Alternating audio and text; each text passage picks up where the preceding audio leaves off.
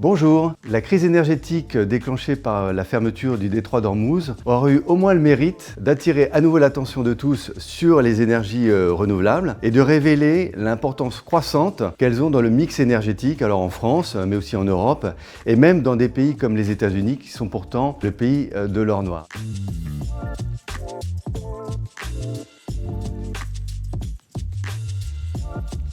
Nous, Européens, malheureusement, on est toujours très dépendants des énergies fossiles qu'on importe massivement. Et s'agissant du pétrole et du gaz, on en consomme 38% respectivement et 21% de notre consommation totale d'énergie. Mais les énergies renouvelables arrivent juste derrière, à hauteur de 20%, suivies par le nucléaire à 12%. Donc ça explique pourquoi les énergies renouvelables ont été importantes pour atténuer les effets de la crise pétrolière actuelle, et elles devraient même jouer un rôle au premier plan, puisque l'ambition de l'Europe, c'est d'atteindre 45% de la consommation d'énergie grâce aux énergies renouvelables d'ici 2030. Ça peut paraître ambitieux, mais il faut savoir que d'ores et déjà, la moitié de la production d'électricité en Europe vient du renouvelable. Donc c'est une question d'un enjeu très important pour la souveraineté européenne. Et puis le conflit au Moyen-Orient est venu nous le rappeler. Alors si on quitte l'Europe pour aller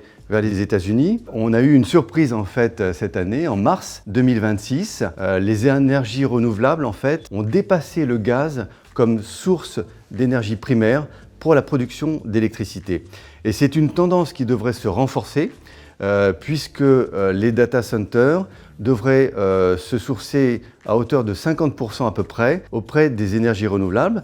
Et actuellement, l'essentiel des nouvelles capacités de production d'électricité aux États-Unis viennent du renouvelable. Voilà. Enfin, je conclurai avec les data centers qui devraient contribuer marginalement à réduire la consommation d'énergie fossile, puisque la plupart des projets prévoient de réutiliser la chaleur dite fatale, c'est-à-dire celle qui s'échappe dans l'air, pour chauffer des bâtiments et des circuits d'eau aux alentours des data centers. Alors en bourse, les énergies renouvelables ont changé de statut. Elles sont évidemment indispensables pour construire les data centers, un petit peu comme le nucléaire, mais c'est difficile de trouver des valeurs cotées dans le nucléaire. Elles sont clairement parmi les gagnants de l'IA et elles ne pâtissent pas de doutes qu'on pourrait avoir sur la rentabilisation des investissements massifs dans l'IA, ce qui touche même les grandes valeurs de la tech américaine. Voilà. Alors pour se faire une idée, il faut regarder la performance de l'indice European Renewable Energy Index, qui rassemble en fait les principales valeurs européennes cotées. Il a progressé de 50%